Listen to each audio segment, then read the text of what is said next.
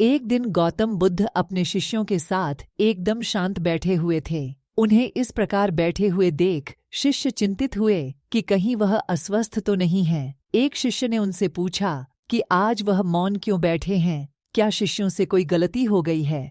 इसी बीच एक अन्य शिष्य ने पूछा कि क्या वह अस्वस्थ हैं, पर बुद्ध मौन रहे। तभी कुछ दूर खड़ा व्यक्ति जोर से चिल्लाया, आज मुझे सभा में बैठने की अनुमति क्यों नहीं दी गई है। बुद्ध आंखें बंद करके ध्यान मग्न हो गए। वह व्यक्ति फिर से चिल्लाया, मुझे प्रवेश की अनुमति क्यों नहीं मिली।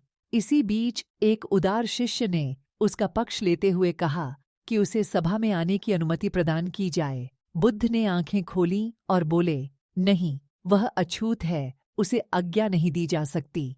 यह सुनकर शिष्यों को बड़ा आश्चर्य हुआ। बुद्ध उनके मन का भाव समझ गए और बोले, हाँ, वह अछूत है। इस पर कई शिष्य बोले, हमारे आश्रम में जात पात का कोई भेद ही नहीं, फिर वह अछूत कैसे हो गया। तब बुद्ध ने समझाया, आज वह क्रोधित होकर आया है। क्रोध से जीवन की एकाग्रता भंग होती है। क्रोधी व्यक्ति प्राय मानसिक हिंसा कर बैठता है, इसलिए जब तक वह क्रोध में रहता है तब तक अछूत होता है। इसलिए उसे कुछ समय एकांत में खड़े रहना चाहिए।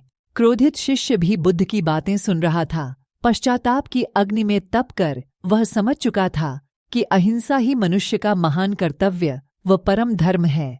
वह बुद्ध के चरणों में गिर पड़ा और कभी क्रोध न करने का प्रण लिया।